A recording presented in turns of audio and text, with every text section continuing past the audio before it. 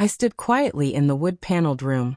A silent presence in the back like a shadow that refused to fade. On one side sat my ex-wife, draped in flowing black silk. Her expression was dry-eyed and composed, but the smile on her lips was brittle, more performance than emotion. Beside her sat the man she once swore was just a friend. He looked younger, confident, a polished imposter with his arm around her like he belonged there, his other hand resting gently on the shoulder of a small boy. Her child. Not mine. But he could have been. The boy called her Mama. That single word carried more weight than the lawyer's thick folder of legal documents. He adjusted his spectacles and began flipping through the paperwork. Margaret's will. My former mother-in-law.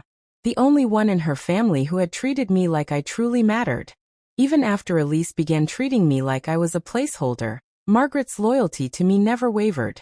Elise sat up straighter now, alert. I could see the expectation in her posture. The certainty that everything once promised to her would now be handed over. The house. The savings. The trust funds and beach estate. But Margaret hadn't died in ignorance. And I hadn't come here unarmed. Our marriage had begun in heat and passion. Wild and full of promise. Elise had been light and fire. And I was the steady anchor. The one who dreamed up our home brick by brick. We wanted children. We tried everything, treatments, tests, prayers. But nothing worked. She kept assuring me it wasn't my fault. Told me she needed space. I believed her. I thought grief had distanced us. I was wrong. He had been there the whole time. Creeping in through the corners of our lives. They met at her yoga studio. It started innocently, she said. A few classes. Private lessons. But then came the little trips. The phone calls she never mentioned. And soon, secrets grew like cracks in the walls I had built around our life. I first saw the child one afternoon near a cafe. Elise was holding him, brushing his hair with soft kisses, glowing like a woman reborn. Too glowing, for someone who had just buried her mother. In that moment, I realized the truth. The child was hers. Not biologically perhaps, but emotionally, in every way that mattered. I didn't confront her. I investigated. Quietly. Thoroughly. I traced money from our joint accounts to a secret apartment leased in his name. I found hotel invoices, purchase records, even a signed nanny contract. And perhaps the most cruel betrayal of all, faked medical records from our IVF treatments. She had never intended for us to become a family, only to keep the illusion alive until something better came along.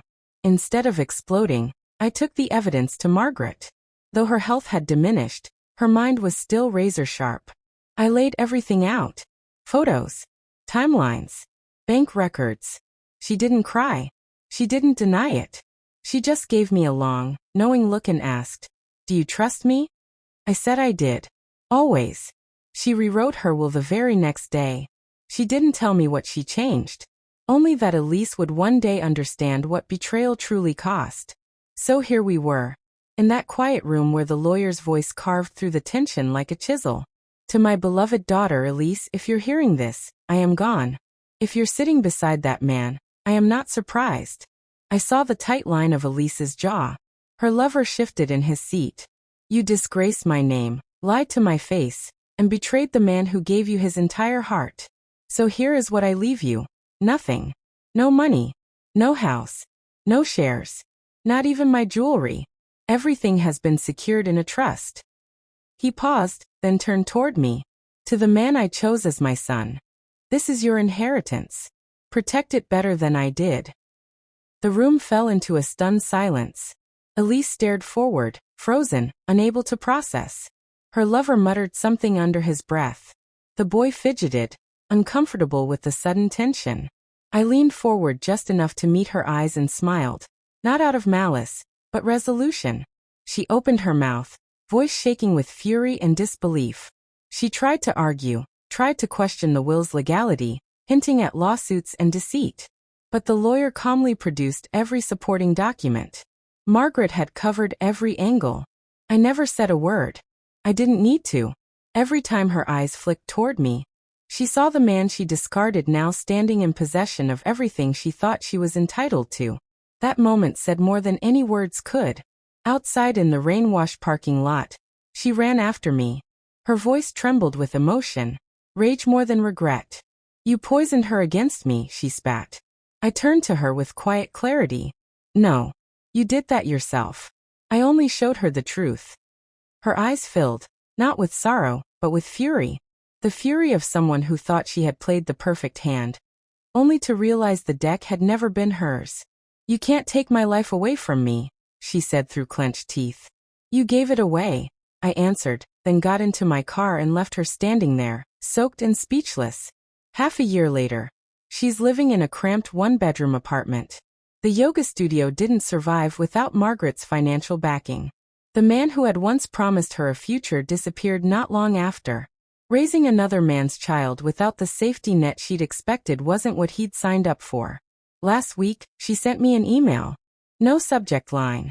Just a few lines about missing me, missing our life, wondering if we could ever talk.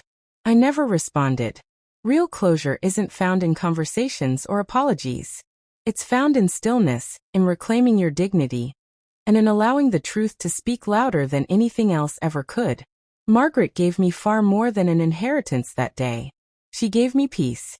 And she gave her daughter a mirror.